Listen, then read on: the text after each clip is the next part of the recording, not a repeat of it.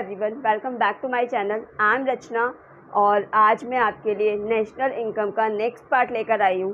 ठीक है, national income के प्रीवियस पार्ट में मैंने आपको बताया था कि नेशनल इनकम कैलकुलेट करने के 3 मेथड्स होते हैं।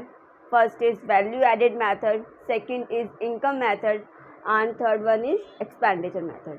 तो तीनों मेथड्स में अलग अलग वीडियोज़ में कवर करूँगी। तो आज मैं वैल्यू एडेड मेथड कवर करूँगी। ठीक है, इसके क्या फॉर्मूलाज वगैरह हैं और इससे रिलेटेड एक दो एग्जांपल। ठीक है, थ्योरी पोर्शन में बाद में कवर करूँगी, पहले इसका न्यूमेरिकल पोर्शन में आपको बताऊँ। सबसे पहले वैल्यू एडेड मेथड में वैल्यू एडेड क्या होता है? वैल्यू एडेड का मतलब है वैल्यू ऐड हो जाना। जैसे सपोज आइसक्रीम है, आइसक्रीम में कितना मिल्क ऐड हुआ। अगर 150 रुपीज़ की आइसक्रीम है तो 150 रुपीज़ में कितने रुपीज़ का मिल्क ऐड किया गया है, तो वही क्या होता है value added method, value added. ठीक है, तो वैल्यू एडेड मेथड में पहले इसके फॉर्मूला, वैल्यू एडेड मेथड से निकलता है GVA एट MP, यानी ग्रोस वैल्यू एडेड। GVA की फुल फॉर्म है gross value added at market price, या फिर आप इसको GDP एट MP भी कह सकते हो। वैल्यू एडेड का जो फॉर्मूला होता है वो होता है value of output minus intermediate consumption. Value of output मतलब कि आपने एक साल के अंदर जितना भी प्रोडक्शन किया, ठीक है, वो सब उसकी पूरी वैल्यू। तो वैल्यू ऑफ आउटपुट अगर आपको क्वेश्चन में गिवन है तो सिंपल वैल्यू ऑफ आउटपुट अगर गिवन है और इंटरमीडिएट कंजम्पशन गिवन है तो दोनों माइनस करके आप वैल्यू एडेड निकाल सकते हो। ठीक है, लेकिन अगर वैल्यू ऑफ आउटपुट आपको गिवन नहीं है तो वैल्यू ऑफ आउटपुट का फॉर्मूला होता है ये sales plus change in stock, यानी कि जितने भी आपने सेल्स की प्लस जो भी हमारे स्टॉक में चेंज हुआ। चेंज इन स्टॉक का फॉर्मूला होता है closing stock minus opening stock. अगर आपको चेंज इन स्टॉक डायरेक्ट दे रखा है क्वेश्चन में तो ठीक है, अगर डायरेक्ट नहीं दे रखा तो अगर क्लोजिंग और ओपनिंग आपको दे रखी है तो क्लोजिंग स्टॉक में से ओपनिंग स्टॉक आप माइनस कर दोगे तो चेंज इन स्टॉक निकल जाएगा। सेल्स अगर आपको दे रखी है तो ठीक है, अगर सेल्स में आपको ये दो चीज़ें दे रखी है क्वांटिटी और प्राइस, दोनों की मल्टीप्लाई करोगे आप सेल्स निकल जाएगा। ठीक है, ये तो था। और इंटरमीडिएट कंजम्पशन, इंटरमीडिएट कंजम्पशंस होते हैं जो रॉ मटेरियल्स आपने परचेज किया, किसी भी जैसे आइसक्रीम बनाने के लिए जो भी रॉ मटेरियल्स लगे, मिल्क वगैरह जो भी लगे उसको परचेज करा। तो इन शॉर्ट उसमें डोमेस्टिक परचेज भी आते हैं और इम्पोर्ट्स भी आते हैं। ठीक है, तो वैल्यू एडेड में ये इसका फॉर्मूला है। लेकिन वैल्यू एडेड अगर मैं नेशनल इनकम की बात करूँ तो कैसे निकलता है? वैल्यू एडेड मैथड को तीन वैल्यू एडेड मैथड में पहले प्राइमरी सेक्टर, सेकेंडरी सेक्टर और टर्शियरी सेक्टर, ये तीनों दे रखे हैं। तो पहले प्राइमरी सेक्टर की GVA एट MP निकलेगी, फिर सेकेंडरी सेक्टर की GVA एट MP निकलेगी, फिर टर्शियरी सेक्टर की GVA एट MP निकलेगी, फिर इन सब का टोटल करोगे तो GDP एट MP निकल जाएगी। बाकी डिपेंड करता है कि वो क्वेश्चन में क्या पूछ रहा है। अगर वो नेशनल इनकम पूछ रहा है तो NNP at FC, national income को NNP एट FC कहते हैं, ये निकालने हैं। और GDP एट MP हमने निकाल लिया। कैसे किसको चेंज करना है उसके लिए आप मेरा लास्ट पार्ट देख सकते हो, जो मैंने एग्रीगेट्स मतलब बताया था, एग्रीगेट्स के ऊपर न्यूमेरिकल्स बताए थे। लास्ट 2 पार्ट्स आप देख सकते हो कि G को N में चेंज कैसे किया जाता है वो सब। ठीक है, तो ये थे वैल्यू एडेड के फॉर्मूला, तो आप इसे नोट कर लीजिए। इसके बाद मैं आपको इससे रिलेटेड एग्जाम्पल कराती हूँ, आप इसे नोट कीजिए।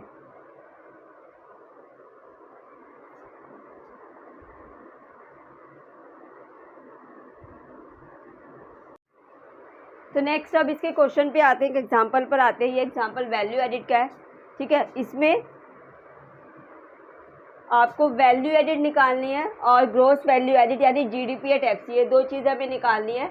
इसमें हमें आप दो कंपनीज दे रखी है, यानी 2 फर्म्स दे रखी है, firm A and firm B। तो सबसे पहले दोनों की अलग अलग हमें वैल्यू एडेड निकालनी है।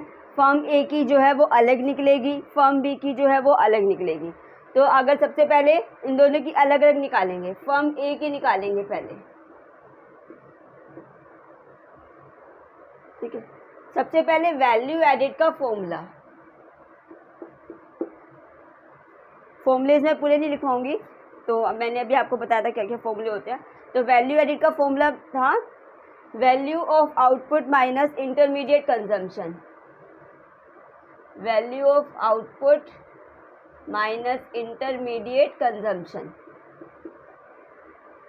वैल्यू ऑफ आउटपुट अगर क्वेश्चन में गिवन है तो ठीक है, नहीं तो मैंने इसका जैसे इसमें सेल्स दे रखी है, purchases, closing stock, opening stock, taxes, लेकिन कहीं पर भी वैल्यू ऑफ आउटपुट नहीं है।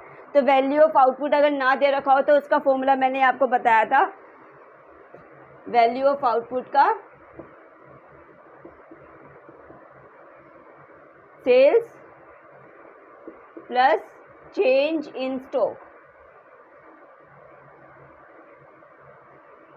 तो यहाँ पे हम फर्म ए की निकाल रहे हैं, तो फर्म ए की सेल्स देखेंगे, फर्म ए की सेल्स है 100 और चेंज इन स्टॉक मैंने बताया था closing stock minus opening stock. तो क्लोजिंग स्टॉक ए की कितने की है, क्लोजिंग स्टॉक ए की है 20 और ओपनिंग स्टॉक ए की है 25। तो 100 माइनस 5 यानी कितना आ गया 95। तो ये आ गया वैल्यू ऑफ आउटपुट। अब ऐड कर दो, value added equals to value of output आ गया हमारा 95 माइनस इंटरमीडिएट कंजम्पशन। यहाँ पे इंटरमीडिएट कंजम्पशन भी नहीं है, तो मैंने बताया था इंटरमीडिएट कंजम्पशन होता है परचेजेस ऑफ रॉ मटेरियल दे रखा हो या फिर परचेज जो भी कर रहा है, फर्म ए की बात कर रहे हैं तो फर्म ए जो भी परचेज करेगा, डोमेस्टिक परचेज हो चाहे इम्पोर्ट्स हो, ठीक है। यहाँ पे देखो purchase from firm B by firm A, यानी फर्म ए फर्म बी से खरीद रहा है, यानी कि ये हो गया, ये क्या हो गया हमारा इंटरमीडिएट कंजम्पशन, कितना है 40। तो 95 में से आप 40 माइनस कर दो तो ये आ जाएगा 55। तो ये हमारी फर्म ए की वैल्यू एडिड निकल आई है, आप इसे नोट करो। इसके बाद फर्म बी की निकालूंगी। नेक्स्ट आ जाइए फर्म बी।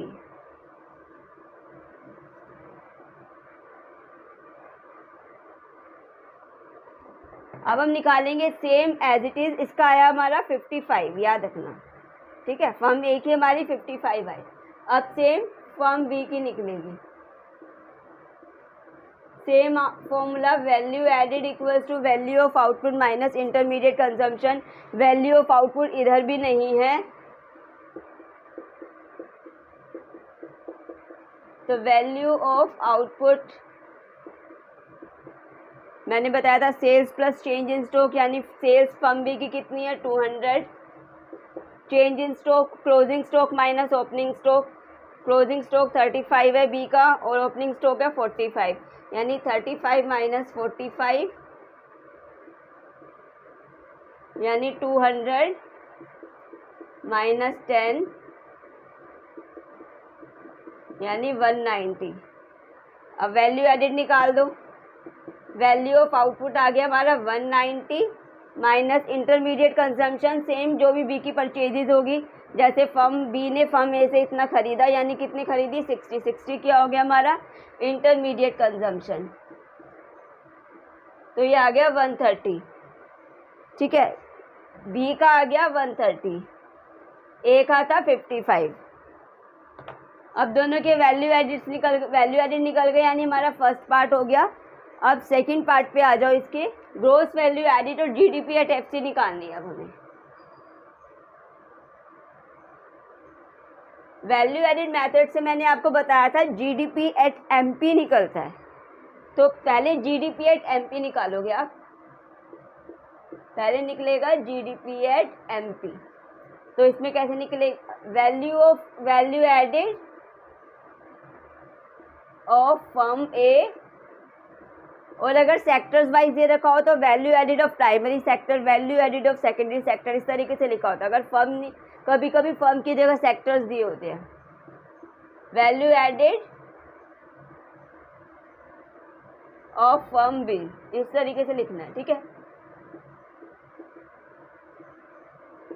ये दे रखा है हमारा आया था 55, इसका आया था 130, यानी कि टोटल हो गया 185, यानी कि ये हमारा क्या हो गया जीडीपी एट एमपी। बट हमें निकालना क्या है जीडीपी एट एफसी, यानी तो जीडीपी एट एफसी हमें निकालना है। ठीक है। तो एमपी को एफसी में चेंज करने के लिए क्या करते हैं, मैंने आपको बताया था, एमपी को एफसी में चेंज करने के लिए नेट इनडायरेक्ट टैक्स माइनस किया जाता है। ठीक है, नेट इनडायरेक्ट टैक्स का फॉर्मूला मैंने बताया था आपको, इनडायरेक्ट टैक्स माइनस सब्सिडीज़, लेकिन यहाँ पे कहीं सब्सिडीज़ तो नहीं दे रखी, यानी वो हम ज़ीरो मान के चलेंगे, यानी कि इनडायरेक्ट टैक्स ही हमारा नेट इनडायरेक्ट टैक्स होगा। यानी कि 185 में से माइनस कर दो आप, इनडायरेक्ट टैक्स दे रखा है हमारा 30, तो ये माइनस कर दो, आंसर आ गया 155। तो ये था वैल्यू एडिड का एग्जाम्पल। मैंने आपको वैल्यू एडिड में जो भी फॉर्मूलाज और विद एग्जाम्पल मैंने आपको समझा दिया। आई होप आपको समझ आया हो। अगर आपको समझ में आया हो मेरी आज की क्लास, तो प्लीज़ मेरी वीडियो को लाइक कीजिए, ज़्यादा से ज़्यादा मेरी वीडियो शेयर कीजिए, सब्सक्राइब कीजिए मेरे चैनल को। ठीक है, थैंक यू सो मच।